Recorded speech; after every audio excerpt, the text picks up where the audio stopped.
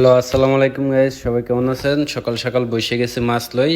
প্রবাসে ছুটির দিনে আমরা বাজার থেকে যখন মাছ আনি তা সময় না পাইলে ছুটির দিনে মাছগুলো কেটে আজকে ভয়েস দিলাম। আজকে ডাইরেক্ট কথা ভয়েস চলবে, আর ভিডিওটা আগে করছিলাম, এখন ভয়েস দিচ্ছি। প্রবাসে মাছ কাটাটাই অনেক কষ্টের। মাছ কাটতে খুবই বিরক্ত লাগে। কেউ যদি কাটে দিত খুবই ভালো লাগতো। কার কার এরকম সবসময় প্রবাসে কাজ করা ডিউটি শেষে এভাবে আমাদের মতন রান্নাবান্না করা লাগে? কমেন্ট বক্সে কমেন্ট করবে সবাই। যারা নিজে রান্না করে খায় প্রবাসে সবাই কমেন্ট করবা পারলে, সময় পাইলে। জানি তোমরা সময় পাবে না, তারপরেও বলতেছি যদি পারো কমেন্ট করবা। এভাবে প্রবাস জীবনটা কার কেমন যাচ্ছে আপনার গল্পটাও বলে যাবেন। আমি পারলে একদিন বলে দিমু, আপনার গল্পটাও শেয়ার করবো।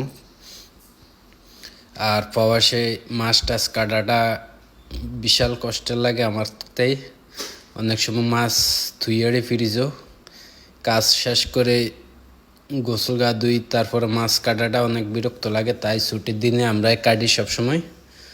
ছুটির দিনে রেস্ট করলেও কাম করা লাগে। বুঝেন তো, প্রবাস জীবনটা অনেক কঠিন। যা বলা বাইরে, মাছটা এখন চুলতেছি, চুলে তাড়াতাড়ি করতেছি, জোর তাড়াতাড়ি করতেছি। আর আমার বিড়ালটা খুবই বিরক্ত করতেছে, ক্যাকো ক্যাকো করতেছে। শব্দটা আমি করে দিছি, শুনতে পারবেন না।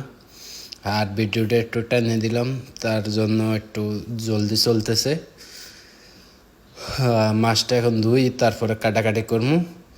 এটা হচ্ছে কোরাল মাছ, আপনারা কি বলেন? আমরা বলি কোরাল মাছ। এটা কী মাছ আপনারা কমেন্ট বক্সে কমেন্ট করবেন।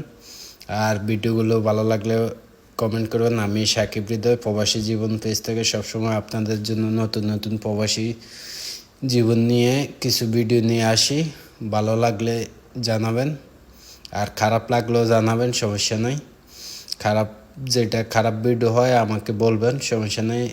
আশা করি সবসময় চেষ্টা করবো আপনাদের মন রক্ষার জন্য, অনেক ভালো ভিডিও দেওয়ার জন্য।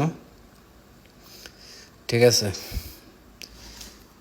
জানি আমার ভিডিও সবার কাছে যায় না, তারপরও যারা আমাকে অনেক ভালোবাসেন তাদের জন্য অনেক শুভকামনা, এবং সবসময় ভালো থাকবেন আপনারাও।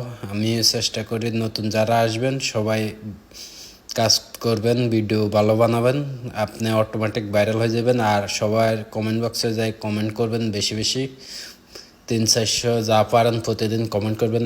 অতএব আপনার নতুন অবস্থায় আপনার ফলোয়ার বাড়বে। ঠিক আছে, আমি এগুলাই করি ফলোয়ার বাড়ানোর জন্য। আপনিও এই চেষ্টা করতে পারেন ফলোয়ার বাড়ানোর জন্য। আল্লাহ হাফেজ, সবাই ভালো থাকবা।